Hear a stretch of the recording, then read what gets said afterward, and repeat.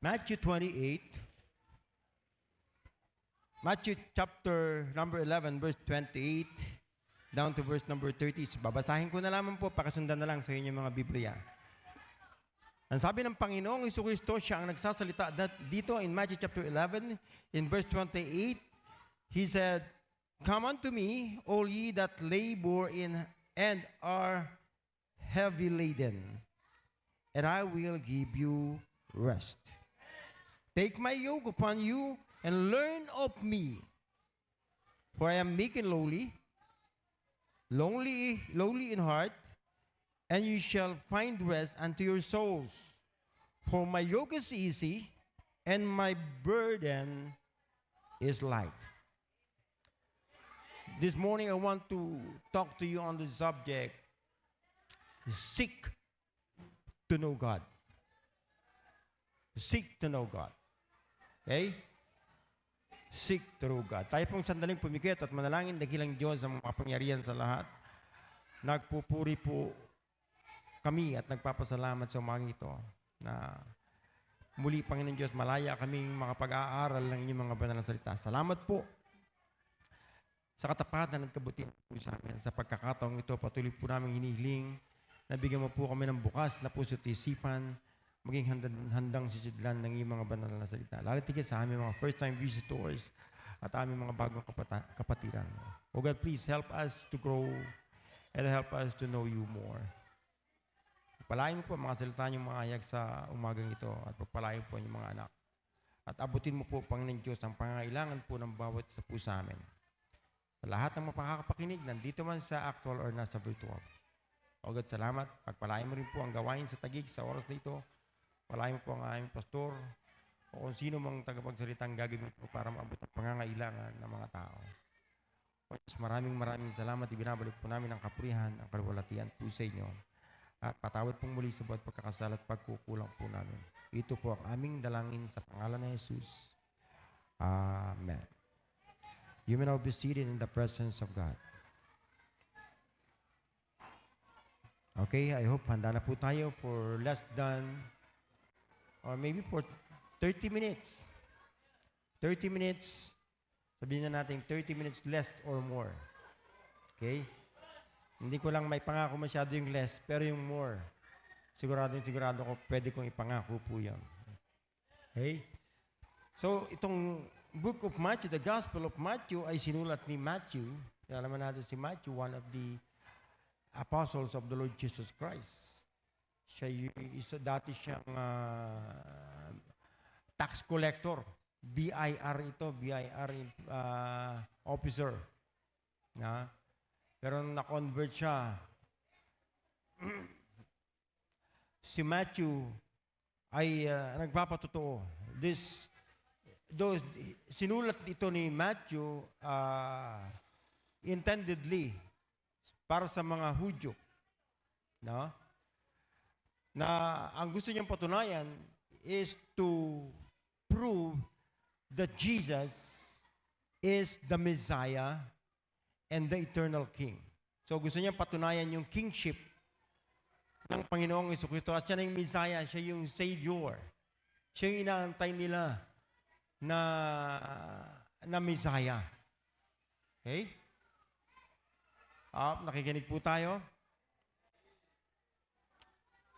So, gustong patunayan ni Matthew yung kingship ng Panginoon, ng Panginoong Jesucristo. Okay? So, at dahil ang Panginoong Jesucristo ay King, the sovereign God, siya yung nag-i-invite dito sa mga kinakausap niyang disciples na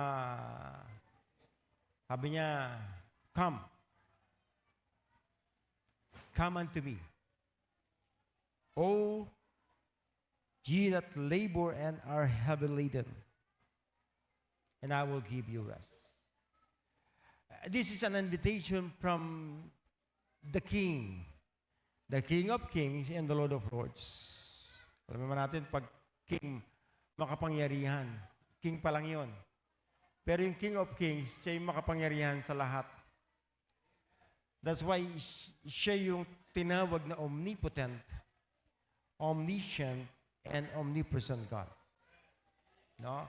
At siya yung nag-i-invite sa kanyang mga disciples. Tandaan nyo, ang kausap niya dito ay yung kanyang mga disciples. At kung naalala mo, sa discipleship, na nakuha yung subject sa Bible ko at dun sa FBR. No? Pag sinabing disciple,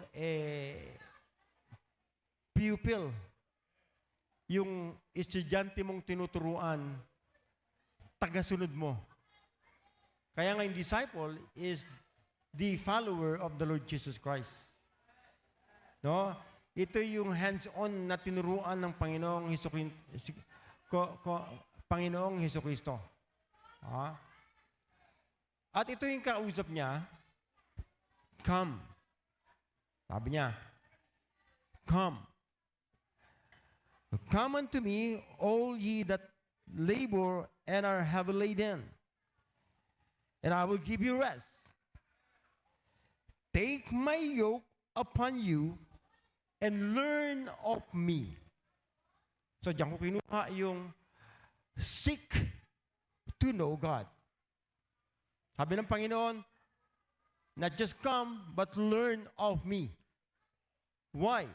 Bakit sinabi ng Panginoong Jesucristo that learn of me? Sabi niya, for I am meek and lowly, or lowly in heart, and ye shall find rest unto your soul. For my yoke is easy, and my burden is light. Sabi ng Panginoon, come unto me, all ye that labor. Alam mo ibig sabihin ng labor is to feel fatigue or wearied. So sa madaling salita, kung di ako nagkakamali sa salitang Pilipino or Tagalog, na napapagod. Tama. Napapagod, di ba? Lapit kayo sa akin, kayong mga napapagod.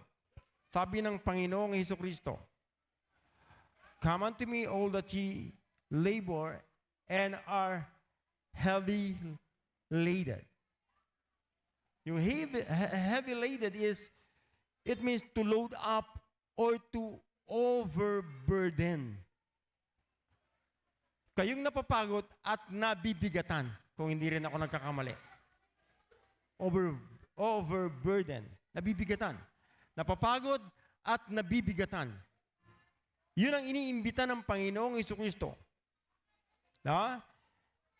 At bakit niya iniimbita? Sabi niya, and I will give you rest. Yung rest yan, it means to refresh. No? Or to take ease. Para ma-refresh, alam mo naman, pag na-refresh, at mapahinga, to take ease, mapahinga. Kasi alam naman natin, pag tayo napagod, at tayo na burden, nai-stress tayo na nagmamanifest sa mukha natin, at makikita tayo parang walang pahinga, magmamanifest sa mukha natin, na stress, at namumblema, problematic somehow. Kaya nga, ang invitation ng Panginoon, come unto me, all that ye are labor and heavy laden. And then sabi sa verse number 20, and take my yoke upon you. No? Alam mo ba yung yoke? Sino nakakaalam ng yoke? Taas ang kamay. So, take my yoke. Yung yoke, pag in-apply mo yan sa hayop, yun yung nakapatong dito sa batok ng kalabaw, kabayo, o anumang sinasakyan ng mga tao nung araw. So talaga, tagabuhat yun ng load kung sino yung sakay niya. Kasi kung nandun yung pamatok na yon, ang tawag sa Tagalog ay pamatok, kasi nasa batok, kasi siya yung magdadala ng bigat. ay pag kinargahan nyo ng 10 sakong bigas, mabigat na. Oh. So, yun ang kargahan ng araw ng mga hayop na nakapamatok, naka-yoke. So, sabi ng Panginoong Jesucristo, take my yoke upon you and learn of me. No? Kasi pag tayo'y nabibigatan, tayo'y naman problema, parang merong nakapatong sa ating batok. So sabi ng Panginoon, yung mabigat na yan sa batok mo or sa balikat mo, kuhanin mo yung sa akin. Take my yoke upon you and learn of me. We need to learn the Lord Jesus Christ. We ought to seek to know Him. Pag sinabing seek, ang implikasyon ng salitang seek is to worship. Yung sinabi niya sa Matthew chapter 6, verse 33, that seek ye first the kingdom of God and His righteousness. No, yung ibig sabihin nun is to worship. And also, to desire. Desire. I-desire natin. Sinasabi lang ng Panginoon, take my yoke upon you and learn of me, for I am meek and lowly in heart, and ye shall find rest unto your soul. Makakatumpong ka ng kapahingahan sa iyong kaluluwa. For my yoke is easy. Yung pamatok ng Panginoong Jesucristo ay magaan, and my burden is light. Yung kanyang pamatok ay madali, at yung kanyang burden, yung kanyang daladala ay magaan. So ang sinasabi ng Panginoon, kuhanin natin yon. Learn of me. Nakikinig po tayo? Ayun, nakikinig po tayo.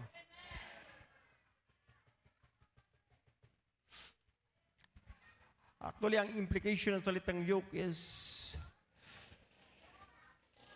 a coupling that is servitude. Yung servitude yung tinignan ko sa Bible Dictionary, enslavement. Minsan merong umaalipin sa atin, yung pag nagiging slave tayo, yun yung nagpapabigat sa atin. Yun yung pinoproblema natin. No? Alam ng Diyos na ang bawat Kristiyano ay merong problema. Tulad mo ngayon, may problema ka. At wag mong usuluhin yung problema mo. At wag mong isipin na ikaw lang ang namumblema. Kasi lahat tayo may kanya-kanyang problema. Pero mabibigatan lang tayo sa ating problema kung paano natin to binubuhat. Kung paano natin to dinadala. Kaya ganito ang invitation ng Panginoong Jesucristo sa kanyang mga disciples. May problema ka ngayon, may kabigatan ka ngayon, take my yoke upon you. For my yoke is easy and my burden is light. Minsan kaya tayo nabibigatan sa dinadala nating problema kasi sinusolo natin. Ang gusto ng Panginoon, ibahagi mo sa Panginoon ang yung problema at yung Panginoon ang ilagay mo sa buhay mo. Yun ang magpapagaan. Yung problema, normal yan sa tao. Walang taong walang problema. Walang taong walang problema. Ha? Maliban na lang kung ikaw yung kandidato papuntang Mandaluyong. Medyo wala ka ng problema noon. Pero pag hindi naman, normal na may problema ka. Kaya nga, ikaw yung iniimbita ng Panginoon, come unto me, you that labor and heavy laden, and I will give you rest. You want rest? You want it easy? Then come unto the Lord Jesus Christ. I hope nakikinig po tayo. Seek to know God. That's the title. Seek to know God, and you will understand that you need to come closer to God. That's the first thing. Pag hinanap mo ang Panginoon o ang Diyos, hinanap mo at para makilala siya, ang unang tendency ay mauunawaan mo na kinakailangan mo talagang lumapit more closer to Him. Minsan, hindi lang natin pinapansin, kala natin okay lang tayo. Pero hanggat hindi tayo close sa Panginoon, hindi natin maunawaan yung totoong buhay natin. Nakikinig po tayo? Tingnan nyo, sabi ni James, in James chapter 4 and verse number 8, draw nigh to God and He will draw nigh to you. We need to draw nigh. Ibig sabihin, we need to draw closer to God so that He will be closer to us. Nakikinig po tayo? Kinakailangan nating lumapit sa Diyos. Minsan, akala lang natin malapit na tayo sa Diyos. No? Pero sa totoo lang, yung mga ginagawa natin ay malayo sa Diyos. That's why seek to know God. Sabi ng Panginoon, learn of me. Hindi natin makikilala ang Panginoon hanggat hindi tayo lumalapit sa Panginoon. Ay, naunawaan po natin ang ating pinag-uusapan. Sa aking mga bisita, paano mo makikilala ang Panginoon? Lumapit ka at paano mo bakit ko sinasabing we need to be to get closer to God? No? Kinakailangan nating hanapin at kilalanin ng Panginoon. At para hanapin at kilalanin ng Panginoon, pag ginawa natin yan, mauunawaan natin kung bakit natin kinakailangang lumapit sa Panginoon. Ito na nga pinapaliwanag ng Panginoon. Come unto me, all ye that labor and are heavy laden, and I will give you rest. Take my yoke upon you and learn of me. Kilalanin natin ng lubusan ng Panginoon. Kasi hindi natin makikilala ang Panginoon kung hindi nga tayo lalapit. Minsan akala lang natin, kailangan natin, pero sa totoo lang, tanungin kita kapatid, pag ikaw ba namatay, tiyak mong pupunta ka sa langit? Ulitin ko, pag ikaw ba namatay, tiyak mong pupunta ka sa langit? O ikaw na hindi nakasagot ngayon, na hindi mo patiyak, ibig sabihin, lalo mong higit kailangang lumapit sa Panginoon. Kasi wala namang idang daan patungo sa langit kundi ang Panginoong Jesucristo. Kaya nga sabi niya kay Apostol Tomas in John chapter 14, 6, and Jesus said unto him, I am the way, the truth, and the life. No man cometh unto the Father but by me. Walang ibang daan patungo sa langit kundi ang Panginoong Jesucristo. And that's why we need to come closer to the Lord Jesus Christ. He is the only way to heaven. Pero hindi lang yun ang gustong ibigay sa atin ng Panginoon. Kundi, not just an eternal life, given na yun, pag tinanggap mo ang Panginoong Jesucristo bilang Panginoon at tagapagligtas mo, magkakaroon ka ng gift of eternal life. Eternal life. Pero yung eternal life na yan, hindi yan ang pakinabang mo pag nandun ka na sa langit, hindi. Habang nandito ka sa ibabaw ng lupang ito, pwede mo nang i-enjoy yung eternal life na yan. Kasi ang pangako sa mga anak ng Diyos na mga taong tumanggap sa Panginoong Jesucristo, sumampalataya sa Panginoong Jesucristo, ay pagkakalooban niya ng abundant life. Masaganang buhay ang gustong ibigay sa atin ng Panginoon. Hindi yung pabigat na buhay. Kaya nga kung may pabigat sa iyo ngayon, baka meron kang problema, hindi mo ipinagtitiwala sa Panginoon. Anong problema mo ngayon na hindi mo maibigay sa Panginoon? Pastor, may problema po ako sa pamilya. Anong problema mo sa pamilya? Yung tatay po namin, hindi naman kasi sumusunod sa Panginoon eh. Ha? Kaya tuloy, hindi rin ako makasunod sa Panginoon. Pero ikaw yung nakakapakinig ng salita ng Diyos, ba't nahihirapan kang sumunod sa Panginoon? Ha? Pastor, may problema po ako kasi yung anak ko ang tigas ng ulo. Hindi ko na alam kung anong gagawin ko. Gusto ko nang patayin eh. Alam ng Diyos yun. Pero hindi mo problema yan. Problema ng Diyos yan. Ang kinakailangan mo lang, ipagtiwala mo ang buong buhay mo sa Diyos. Kaya nga ini-invite ka na po, come unto me. Meron ka mang problemang mabigat sa buhay mo ngayon, hindi ka dapat nabibigatan. Bakit? Iniimbita ka ng Panginoon. Pero kung bakit kadalasan nabibigatan tayo, konting problema pa lang, kasi sinusolo natin. Binabata natin mag-isa. Andiyan na nga ang Panginoon eh. Ano bang problema natin na hindi kayang i-solve ng Panginoon? Sabi ng Panginoon kay Sarah, is there anything too hard for the Lord? Walang bagay na mahirap sa Panginoon. Kahit na parang walang pag-asa yung magulang mo, kahit parang walang pag-asa yung anak mo, kahit walang pag-asa yung problema mo sa pera, pero ang Diyos sinasabi sa atin, with God, nothing is impossible.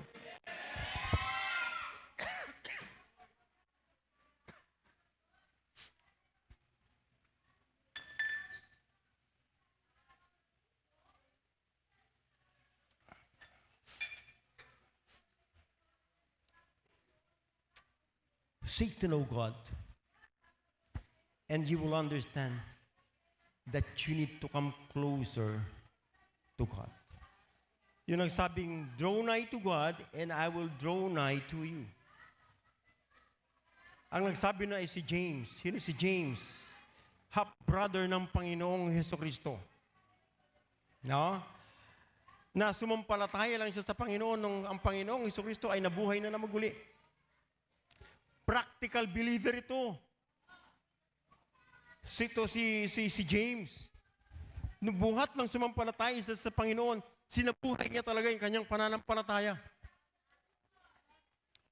Kapatid, tandaan po natin, kaya tayo tinawag na mananampalataya kasi sumasampalataya tayo sa totoo at buhay na Diyos na siyang nagbigay sa atin ng librong ito.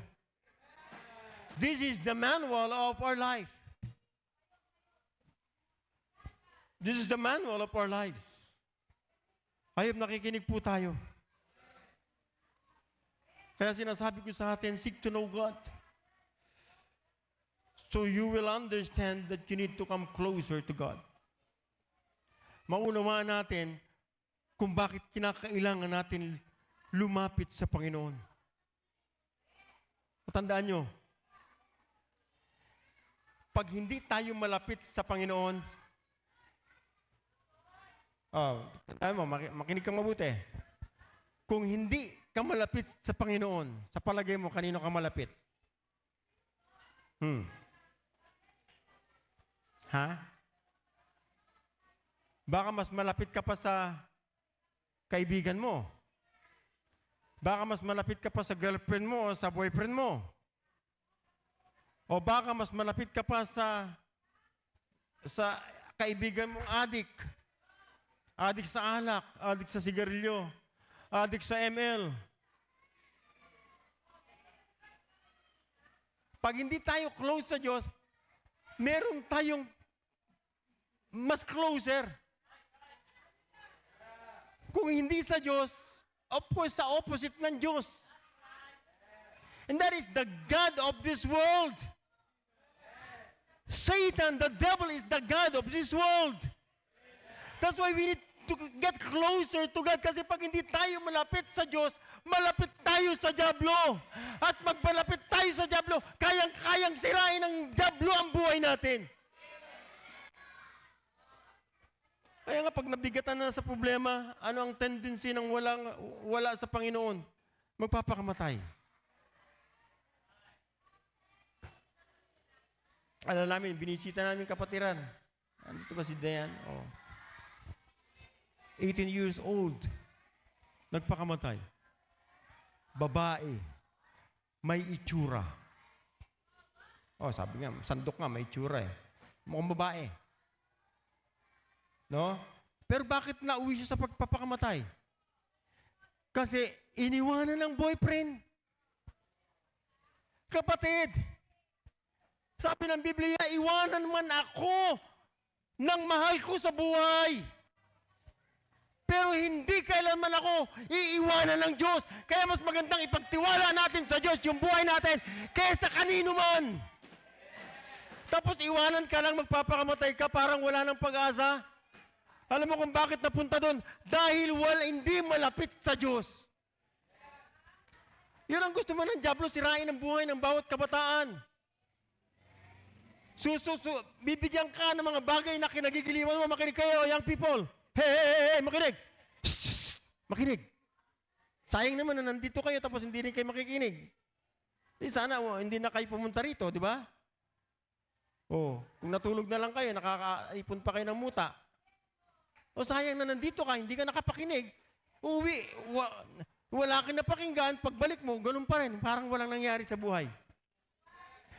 I-solve natin yung purpose kung bakit tayo pumupunta sa simbahan. Not just to worship God, but also to learn about Him. That we may know Him. Seek to know God. Seek to know God, and you will understand that you need to come closer to Him. Nasain lang muna natin lumapit sa Panginoon kasi pag hindi tayo close sa Diyos, sabi ko nga sa iyo, pag hindi ka close sa Diyos, close ka sa dyablo. At after ang dyablo sa buhay ng bawat tao, nasirain. Bibigyan ka niya ng mga masasarap ng pansamantala.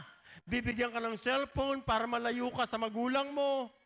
Bibigyan ka ng boyfriend, ng girlfriend para lalo kang lumayo. Bibigyan ka ng motor para kahit linggo nagjo-joyride. Bibigyan ka ng bike kahit saan ka makarating. I-enjoy mo bilang kabataan, pero papalayo sa Diyos. Kaya nga ganito kahalaga yung pinag-uusapan natin, Sunday after Sunday, Thursday after Thursday, and every day meron tayong morning devotion. Meron tayong family time with God. Bakit? We want to get closer to God.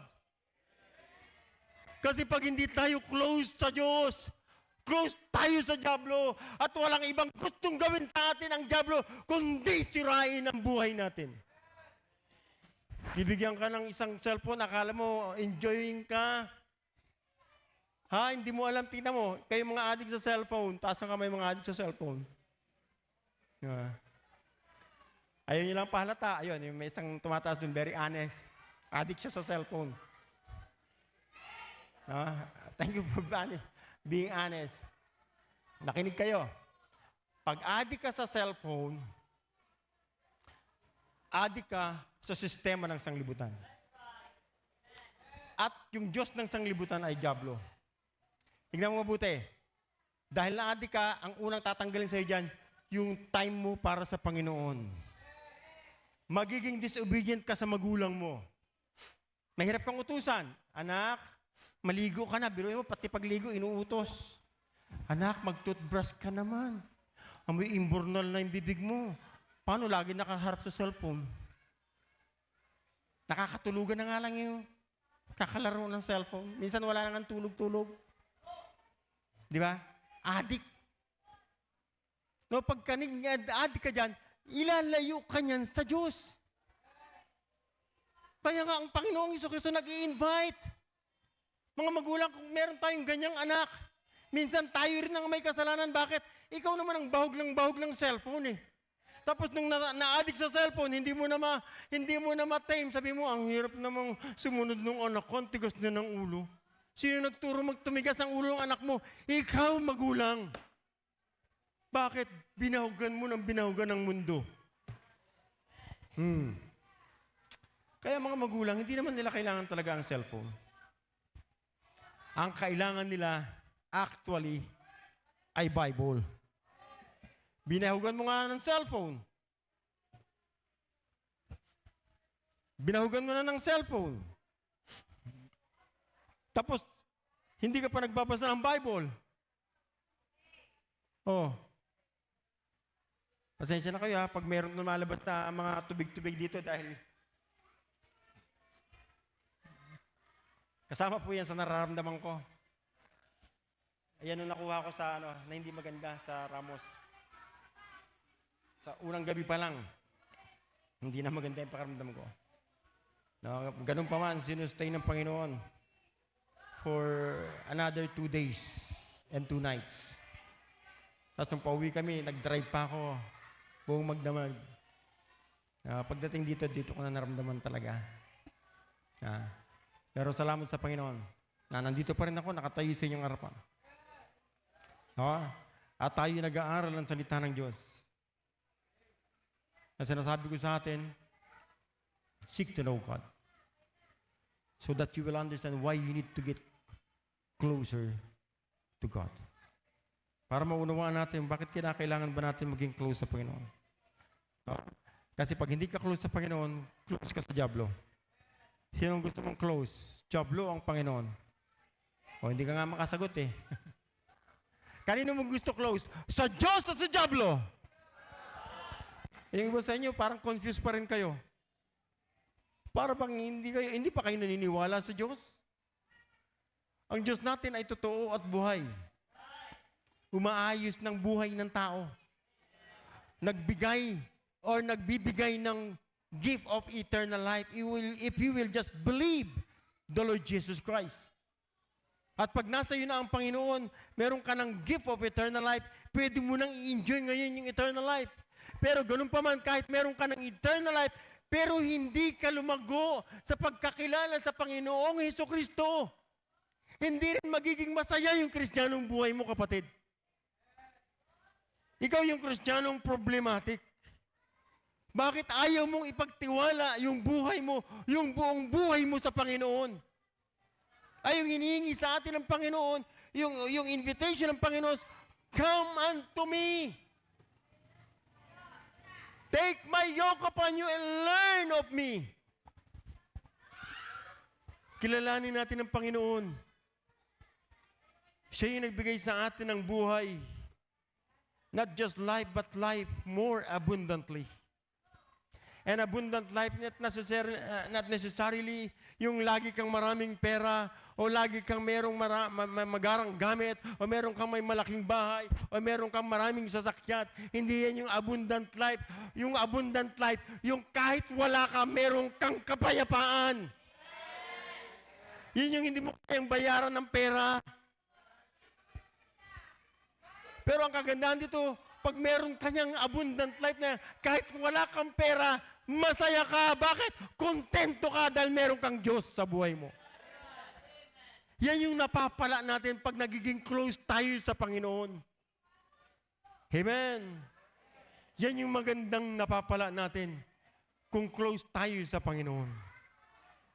Again, seek to know God and you will understand that you need to come closer to God. And here's the second thing. Seek to know God, and you will understand the meekness of God. Sabi ng Panginoon sa verse number 29, take my yoke upon you and learn of me, for I am meek and lowly in heart. Nakikinig po tayo? Meek ang Panginoon. Lowly. Humble ibig sabihin. Maunawaan natin yung humility ng Panginoon kung lalapit tayo sa Kanya. And the Apostle Paul, ang si Apostle Pablo ay nagpapatotoo in 2 Corinthians chapter 10. 2 Corinthians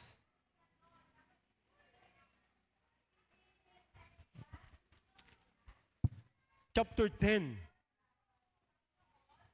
Sabi niya sa verse 1, Now I, Paul, myself beseech you by the meekness and gentleness of Christ, who in the presence am base among you, but being absent am bold toward you. It is the Apostle Paul na nagpapatotoo ng deity ng Panginoong Jesucristo at kasama sa deity ng Panginoong Jesucristo yung kanyang pagiging meek. Amen. Yung meekness ng Panginoong Jesucristo. Kaya nga sabi niya sa mga taga Philippi in Philippians chapter 2. Philippians chapter 2 and verse number 5, a familiar passage from the book of Philippians chapter 2 and verse 5, sabi niya, Let this mind be in you which was also in Christ Jesus, who, being in the form of God, thought it not robbery to be equal with God, but made himself of no reputation, and took upon him the form of a servant, and was made in the likeness of men, and being found in the fashion as a man, he humbled himself, and became obedient unto death, even the death of the cross. He humbled himself. Yan ang ibig sabihin ng meekness. Mapagpakumbaba. Amen. Seek to know God and you will understand the meekness of God. At pag nauunawaan natin yung meekness ng Diyos, yung humility ng Diyos, maunawaan natin na wala tayong dapat na ipagmalaki sa Panginoon.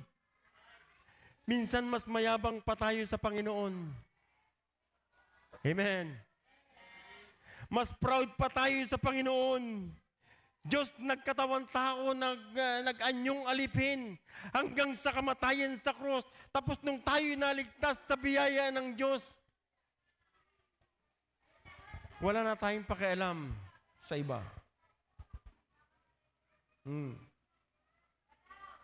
Pag na-offend tayo, gano'n na lang, hindi na natin kinukonsider yung ibang tao. Because of our pride. I hope nakikinig po tayo. But if we seek to know God, we will understand the meekness of God. At pag naintindihan natin yung meekness ng Diyos, imposibleng magmalaki tayo sa Diyos. Amen. I hope nakikinig po tayo. Meron pa tayong pwedeng ipagmalaki sa Diyos? Wala. Kung yung Diyos nga, meek eh. Tapos tayo, proud. Meron ba tayong pwedeng ipagmali? Wala. Minsan, sa pakiging proud natin, namimili na tayo ng lalapitan. Ayoko dyan. Ayoko dyan kay sister. Ayoko dyan kay brother. Yung sinasabi kong mamili ka ng kakasamahin mo sa simbahan, patungkol yun sa paglago. Kung kakasamahin mo, hindi ka lalago, iwasan mo na lang. Ha? Mas magandang yung kakasamahin mo sa loob ng simbahan, yung matutulungan kang lumago. Pero pag nagsama kayo, ang lagi niyong usapan, kayo, parehas kayong lalaki, usapan niyo palagi. Babae, hindi ka matutuluan yan lumago. Tapos dalawa kayong young lady, ang nag-uusapan nyo, young men, iwasan mo yan. Ilalayo ka niyan sa Diyos. At ilalapit ka niyan sa lalaki. Ibubugaw ka sa lalaki. Ikaw naman, lalaki, o babae, ibubugaw sa babae. No? Mas magandang kilalanin natin ang Panginoon at sa Panginoon tayo maging close. No, kaya nga dito, young people, makinig kayong mabuti. Tinuturo ng Biblia tinuturo namin sa inyo na kung hindi ka pa mag-aasawa, huwag ka munang manliligaw. Okay? Young lady, pag may lumapit sa iyo na gusto mangligaw, sabihin mo sa akin. Ha? Kung gusto mo, kung may matinuhang isip, sabihin mo sa akin. Pero pag wala, huwag mong sabihin. Pero pag may lumapit sa iyo, gusto ko manligaw sa iyo, tanungin mo, mag-aasawa ka na ba? Meron ka na bang trabaho? May papakain ka na ba sa akin? Ilang taon ka na ba? 16. Oh, liligawan mo ako, 14 pa lang ako. Ha?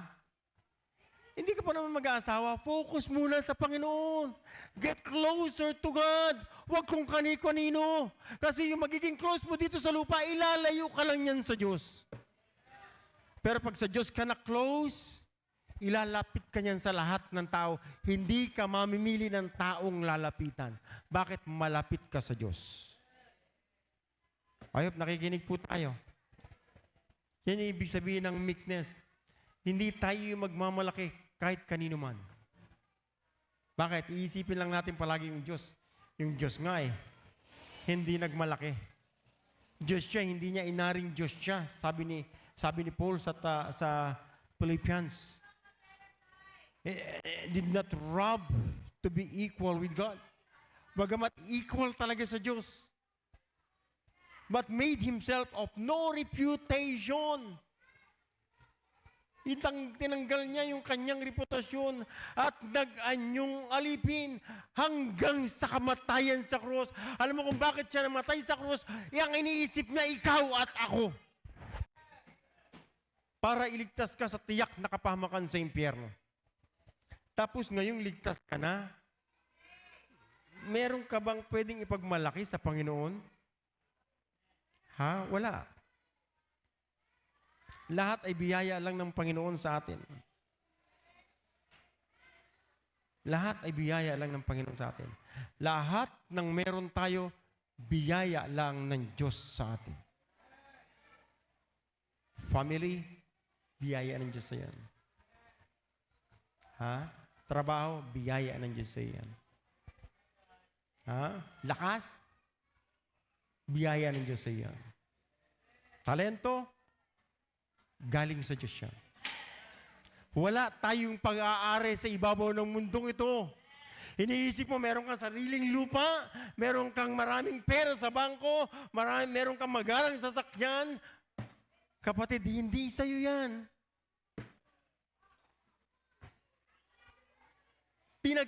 Pinagtiwala lang sa'yo yan, pansamantala. Kasi pag namatay ka, hindi na ikaw may-ari niyan. Kaya mas maganda na maging close tayo sa Panginoon para hindi natin pahalagaan yung anumang bagay na meron tayo dito sa lupa. Kasi wala nang kasing halaga yung maging close tayo sa Panginoon. Amen. Seek to know God. Desire to know God. Amen. I hope the message is clear. The message is clear. And here's the last thing. I'm done. Pwede na po tayong magsuot ng mga sapatos ng hinubad. Maglalanding na po tayo. Seek to know God and you will understand that only God can lighten your burden. Nakikinig po tayo? Seek to know God and you will understand that only God can lighten your burden. Sabi niya sa verse number 29, take my yoke upon you and learn of me, for I am meek and lowly in heart, and ye shall find rest unto your souls. For my yoke is easy and my burden is light. You will understand that only God can lighten your burden. Pag lumapit tayo sa Panginoon, saka lang natin maunawaan na Diyos lang pala ang pwedeng magpagaan ng kabigatan natin. Kapatid, I hope marami makapag-testify. And I am one of those. One of them. Ha? Na hindi ko naman alam dati yan eh. Na Diyos ang pwedeng magpagaan ng problema ko.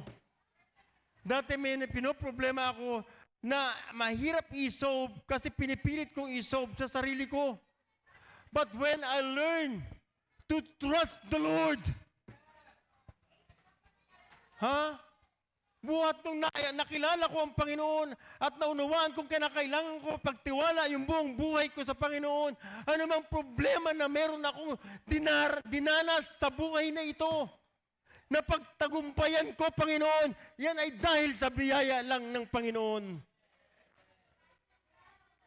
Seek to know God and you will understand that only God can lighten your burden. Diyos lang ang pwedeng magpagaan ng problema natin, kapatid. Hindi Bombay. Pag may problema ka sa pera, takbo ka sa Bombay.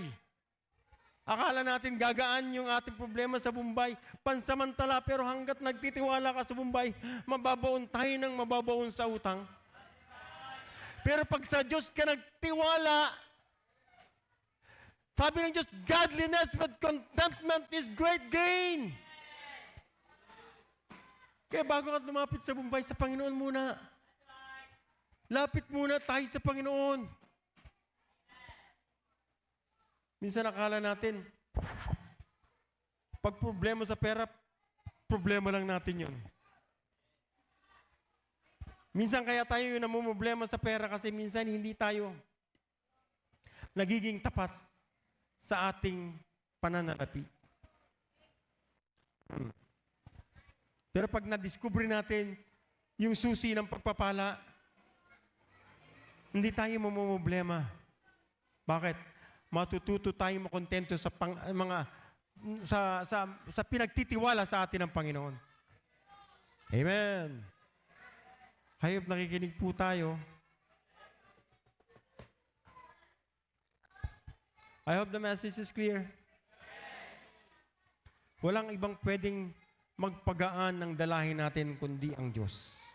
Kung Diyos lang ang pwedeng magpagaan sa dalahin natin, bakit hindi tayo makalapit sa Diyos? Alam mo ba, yung nagpakamatay na yon, nung nakaraan taon lang yan, wala pang 1 taon. The same bahay, may namatay ulit. Pero hindi na nagpakamatay. Kaya wala nang gustong tumira. No? Akala nila may sumpa yung bahay. Pero sabi ko nga, subukan yung patirahan sa amin. Basta libre. Willing pa kaming tumira dyan. Ay yung simbahan nga natin sa Batangas eh. Yung inupahan ng ating mission church doon, ni Under Pastor Ian Juarez. Haunted house, walang gustong tumira. Haunted house. Kasi yung bahay na yun, merong pinatay. At walang gustong tumira. Kaya nga nung church ang umupa, at ngayon hopefully, sabi ng may-ari, kung ibibenta niya man sa church na. Kasi yung lugar na yun, walang gustong tumira. Pero yun yung mga gustong-gusto nating tiraan. Yung mayroong nakikitira bago tayo dumating. Pero nung dumating na tayo, unti-unti silang lumalayas. Di ba? Brother po, nararamdaman mo pa ba? Ay, mga bagong dating sila dito, nagpakilala sa kanila eh. Pero ngayon, hindi ko naman nararamdaman. Siguro, sinama na nila nung mga lumayas na backslider, sinama na nila. O sinamahan nila. Pero nung una-una dito, sabi ko, diyan kami nakatira. Sabi ko nga, ano lang, yan, garahe yan, tapos diyan kami nakatira sa bahay na yan. Sa oras ng gabi, may kakatok sa... Sabi na yan. Bubuksan ko na mabilisan kasi may kumakatok eh. Hanapin ko, wala naman tao dito. Meron naman natutulog dito, si Dudong. Yung barangay, ano dyan na, iniwanan na rin ng sarili niyang... Sabi ko, don't, lumapit ka ba? Tumato ka sa akin. Hindi man. O may nakikugulo sa amin dyan. Tapos dito din, meron din dyan. Dyan din meron, dyan din meron. Ngayon, wala na akong nararamdaman. Ewan ko lang sa inyo. No? Tandaan nyo lang, yung Diablo, espiritu man ng Diablo, hindi nagpapakita sa mga anak ng Diyos. Takot magpakita sa mga anak ng Diyos. Kaya pag may nakita ka, delikado. Be saved. Get saved. Pag may nakita ka, takot ang Diablo magpakita sa mga anak ng Diyos. Maniwala ka. Kaya pag may nakita ka, kinakailangan mong maligtas. Amen. Ayaw, naunawaan po natin. Diyos lang ang pwedeng magpagaan ng ating problema. Kapatid, yung best friend mo na akala mo, best friend mo, na pagsasabihan mo ng sikreto mo, ng kabigatan mo, best friend mo ngayon yan. Makinig ka, young people. May best friend kang lalaki, pinagtitiwalaan mo ng mga sikreto mo. Ikaw babae, may best friend kang babae, pinagtitiwalaan mo ng sikreto mo. Pero minsan isang araw mag-aaway kayo niyan. Alam mo, sinong pag-aawayan nyo? Parehas na lalaki o parehas na babae.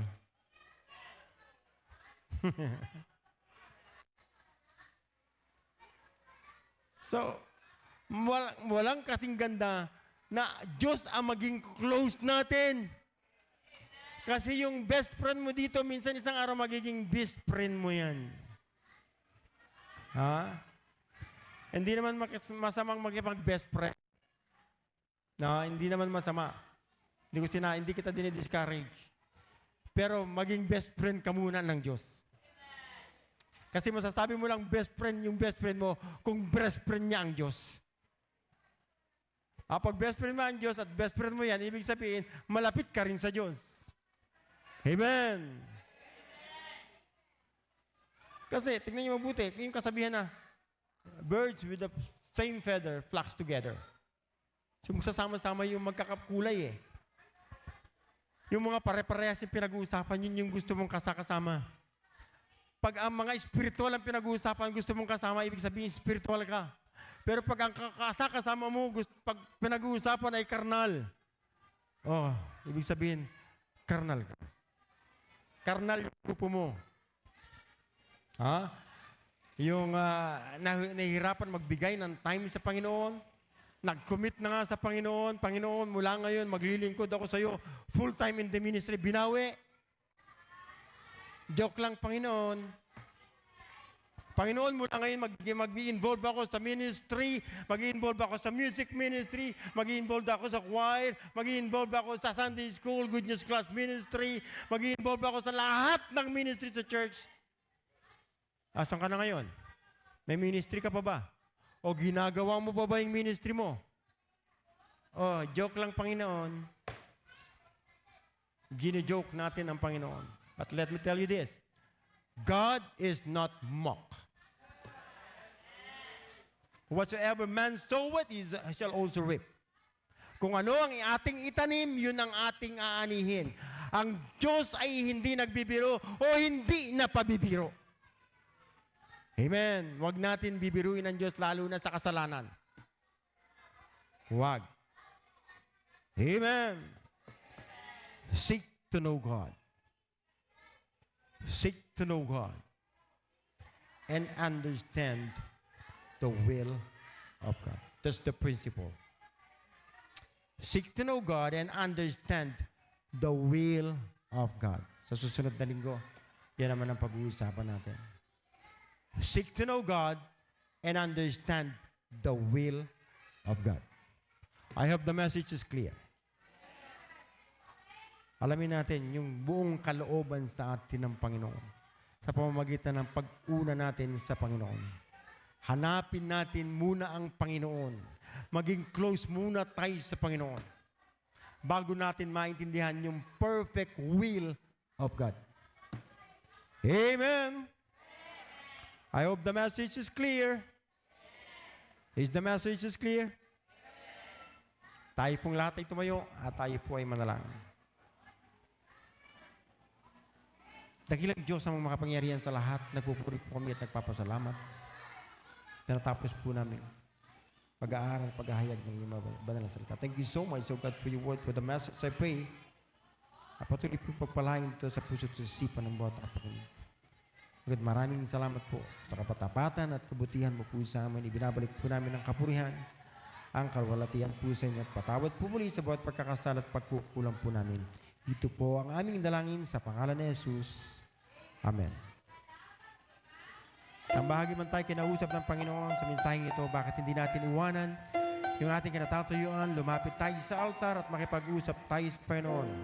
Why don't you come and bring your family in the altar and talk to God? Let's talk to God.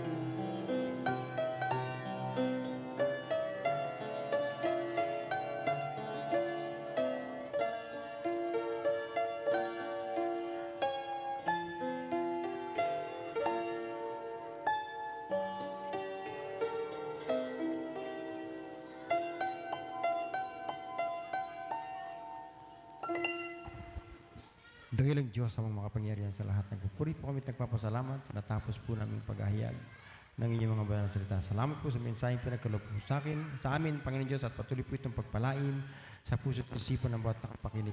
Salamat po, Panginoon Diyos, at yung mga anak lumapit po sa inyo sa umagang ito. Alam mo po ang aming nilapit. Alam mo po, O Diyos, ang aming pangangailangan. O God, please, tugunin mo po ang ayon po sa pangangailangan ng bawat isa. Ibinabalik po namin ang kapurihan, ang kalwalatian po sa inyo, at patawad pong muli sa bawat pagkakasala at pagkukulang po namin. Ito po ang aming dalangin sa pangalan ni Jesus. Amen. Amen. I hope we learned something this morning. Amen. May natutunan po ba tayo? Masaya po ba tayo? Alright, pakitayo nga po yung aming mga bisita. Sige po, pakitayo na po yung bisita natin. Pakikuha na po. Please, please, please. Medyo na-late tayo ng konti. Sige na. Okay, come on, come on, come on. May mothers, mothers, mothers. Oh. Yeah. Okay. All right. Okay na? No.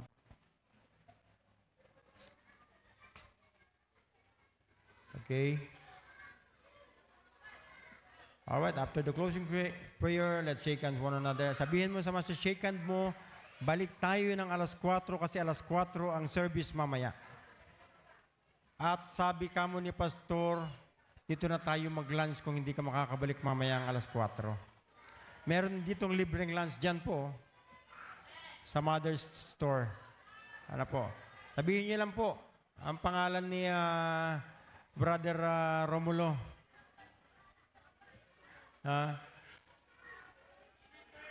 Pwede na kayong kumain. Kain lang kayo dyan. Para hindi ka na uuwi. At dire-diretso na po tayo at 4 o'clock. Pagkatapos naman, medyo malamig naman ngayon.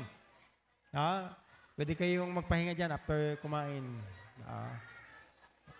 At mamayang 4 o'clock ay mag-tune-in po tayo sa Taguig sa 35th anniversary ng ating Mother Church sa Taguig.